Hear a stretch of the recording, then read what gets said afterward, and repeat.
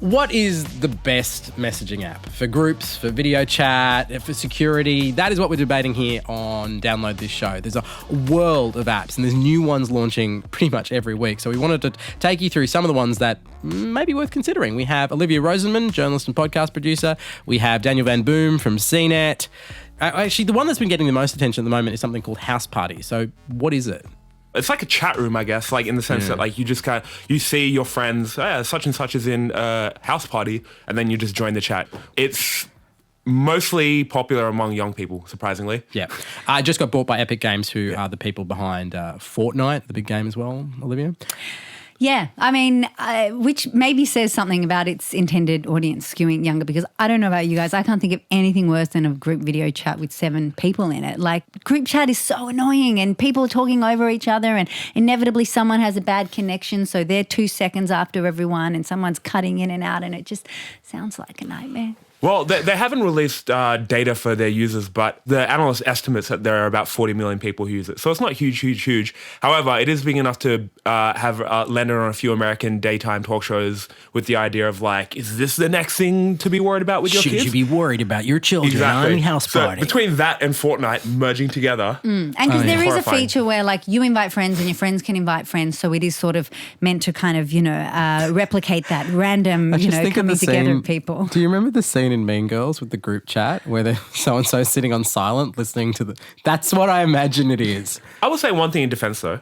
For what I understand, I think part of the reason why psychologists and such say social media is bad for kids is because they communicate through text exclusively. They don't learn like empathy and things like that. They say mean things. They don't see the other kids like face crunch up in devastation. If kids are not going to talk face to face, video message is the next best thing. Yeah. You know what I mean?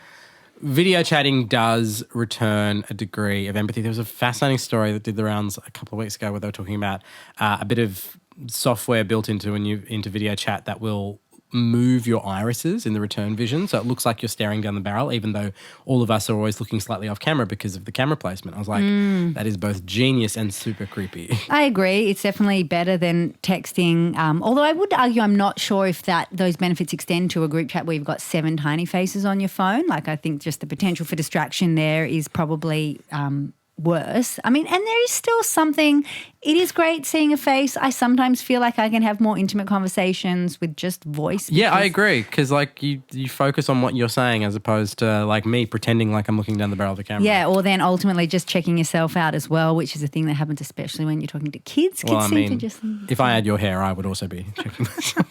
I mean, look, it's not the only one in the category either, and I'm vaguely curious to know how Houseparty, even though it's got a lot of attention right now, sits against things like Discord and Squad, which offer a similar sort of technology. I think Epic Games, who as you said own Fortnite, I think they're looking to make it kind of a video Discord. So for people who don't know, Discord is essentially a group voice chat service for people who play video games. So the idea is that you're playing your video game and like PC usually, and the window under that is Discord, so you can talk to 6 or 7 friends, your team ideally, while you're playing your game, right? The idea for Epic is that they want Houseparty to be that, but video. So like a lot of people are using it. They set up their phone with Houseparty in front of them while they play Fortnite, so they're video chatting with their Fortnite mates.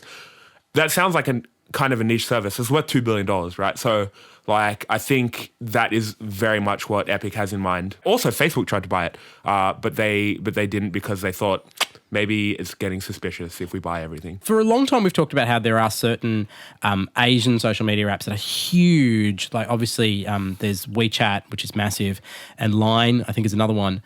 But they don't seem to have penetrated Europe, Australia, the US to the same extent, outside of, I guess, maybe the diaspora.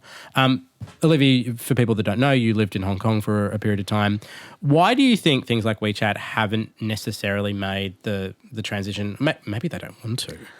Oh, I don't think they're too fussed about capturing English-speaking audiences. I mean, I think, especially with WeChat, like English-speaking or, American, Western social media companies and tech companies have long tried to break into China, and they make that very hard, and China doesn't seem that interested. Nevertheless, WeChat does have an English offering that you can download anywhere in the world, and it is a very interesting hybrid of WhatsApp, Facebook. You can pay with it. Like it is this huge multifunctional app. I'd say with WeChat, the reason why it hasn't penetrated is that everyone's well aware that WeChat will happily hand over all your information to the Chinese government. That's kind of a requirement of functioning as one of those kind of apps in China. But having said that, WeChat was so much more advanced, well beyond, like it had all these, it had in-app payments, the ability to group chat, like the ability to broadcast before, like years ago.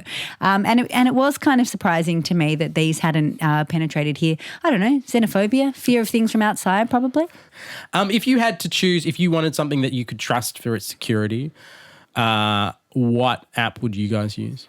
Well, I do have a chat with a group of friends who actually live in China and other places that uses Signal. Yep, Signal. Which I think is good. It's pretty user-friendly and I think it's quite secure. I mean, WhatsApp is encrypted, which is already better than text message, right? So you're doing better there. But yeah, Signal is the main one that I use. I think Telegram's also pretty good. I know in a lot of kind of authoritarian countries, they shut down Telegram because they can't access into it. So on the basis that governments have tried and failed to get into it, it's got a pretty good track record. All right, there's lots more of this in the podcast of Download This Show. We're also talking about Facebook and new technology that might make it slightly easier for podcast producers. What is that technology? You'll just have to download this show and find out. See you guys.